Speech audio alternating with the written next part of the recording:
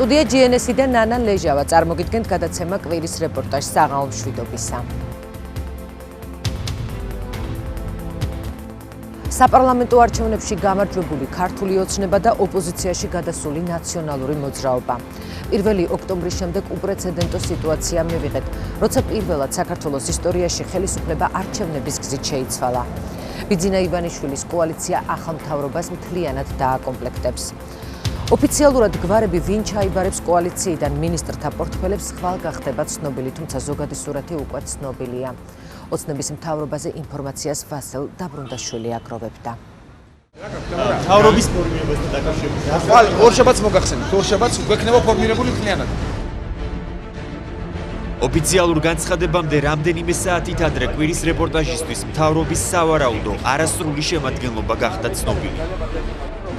არაოფიციალური ინფორმაციით ახალი პრემიერი ძალოვან უწყებას, შინაგან საქმეთა სამინისტროს მის ნდობით აღჭურვილ პირს და ფინანსისტ ირაკლი ღარიბაშვილს აბარებს. ღარიბაშვილს პოლიტიკაში მოსვლამდე ფონდ ქართუში პრეზიდენტის პოსტი ეკავა. კვირის რეპორტაჟის ინფორმაციით დავით ბაქრაძეს პარლამენტის თავმჯდომარის პოსტზე დავით უსუფაშვილი ჩაანაცვლებს. უსუფაშვილი რესპუბლიკურ პარტიას 2005 წლიდან ხელმძღვანელობს. არის საჯარო პოლიტიკის მაგისტრი და იურისტთა მსოფლიო ასოციაციის წევრი. სააკაშვილის მარჯვენა ხელს ზურაბ ადეიშვილს იუსტიციის მინისტრის პოსტზე თია წულუკიანი შეცვლის. წულუკიანი 2010 წლამდე სტრასბურგის ადამიანის უფლებათა საერთაშორისო სასამართლოში მუშაობდა. თავდაცვის მინისტრის პოსტზე დიმიტრი შაშკის ირაკლი ალასანია შეცვლის. ალასანია სოხუმის დაცემის დღეს დაღუპული ქართველი გენერლის მამია ალასანიას შვილია, რომელიც ოპოზიციაში გადასვლამდე გაეროში საქართველოს მუდმივი წარმომადგენელი იყო. უფრო ადრე კი აფხაზეთის მთავრობის თავმჯდომარის თანამდებობა ეკავა. რეგიონალური განვითარებისა და ინფრასტრუქტურის ახალი მინისტრი კი იტალიის მილანის ყოფილი ვარსკვლავი კოალიციის საარჩევნო სიის პირველი ნომერი კახი კალაძე იქნება, რომელმაც სამტრედის მაჟორიტარული არჩევნებიც მოიგო. დიპლომატ ვაშაძე საგარეო საქმეთა მინისტრის პოსტზე მაია ფანჯიკიძე შეცვლის, რომელსაც 2010 წლის მარტამდე ნიდერლანდებში საქართველოს ელჩის თანამდებობა ეკავა. მისი გათავისუფლების სავარაუდო მიზეზი ირაკლი ალასანიასთან ნათესაობა გახდა.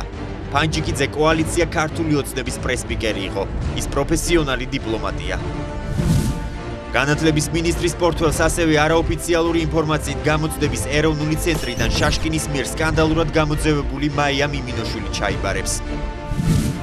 სასჯელ აღსრულების, პრობაციისა და იურიდიული დახმარების 10 დღიან მინისტრს და ყოფილ სახალხო დამცველს, ასევე ყოფილი სახალხო დამცველი ცვლის.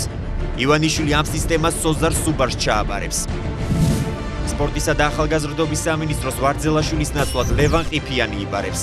ის ლეგენდარული ქართველი ფეხბურთელის დავით ყიფიანიშვილი და ასევე ყოფილი ფეხბურთელია. ლევან ყიფიანი კოალიციაში სპორტის თემატურ ჯგუფს ხელმძღვანელობდა. კულტურის მინისტრის თანამდებობას სოხუმიდან დევნილი მწერალი გურა მოდიშარია დაიკავებს.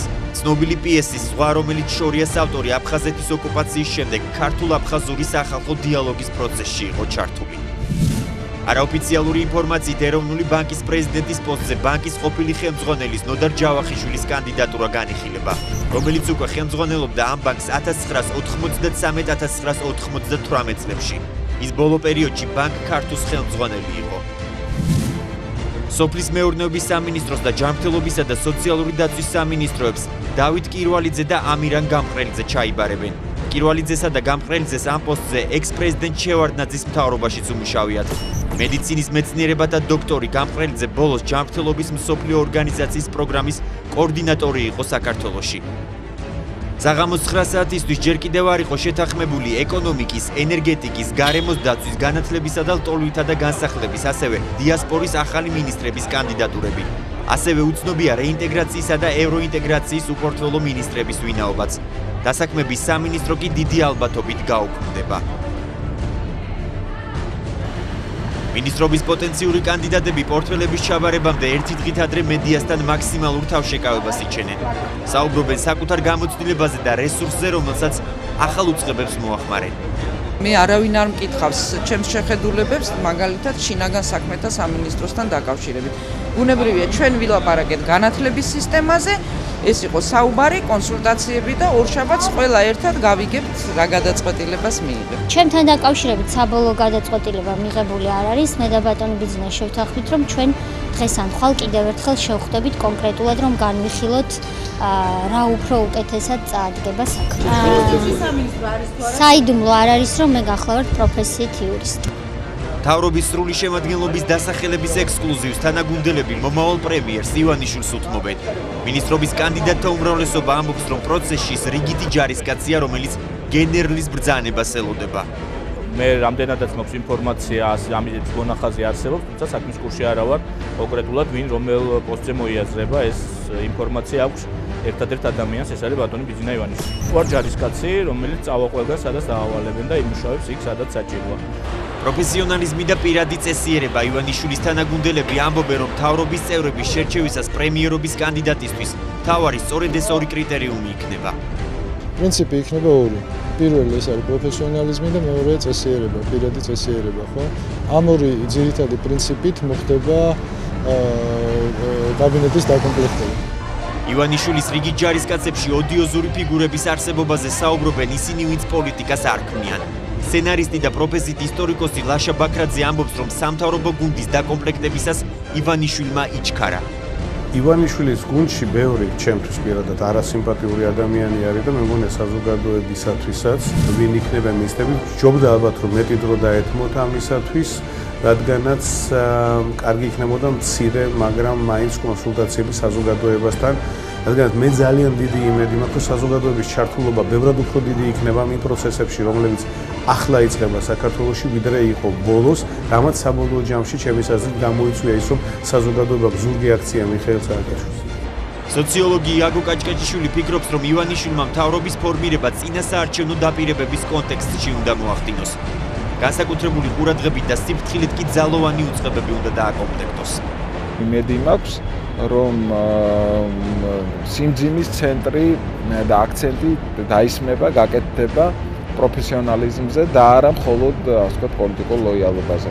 ეს ძალიან მნიშვნელოვანია. ირაკლი ალასანიას ძალოვან სტრუქტურებში უმუშავია, ის იყო დაზვერვის ერთ-ერთი მაღალჩინოსანი და როგორც ამბობენ, იყო საკმაოდ წარმატებული ამ მიმართულებით.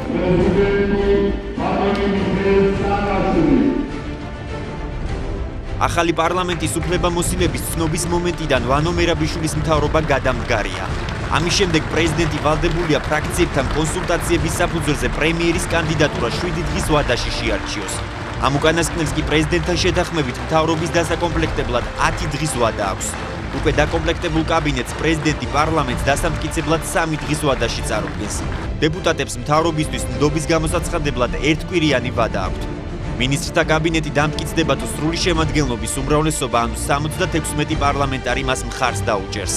ქართულმა ოცნებამ პირობა მიიღო, რომ ხელისუფლების გადაცემა უმტკივნეულოდ მოხდება.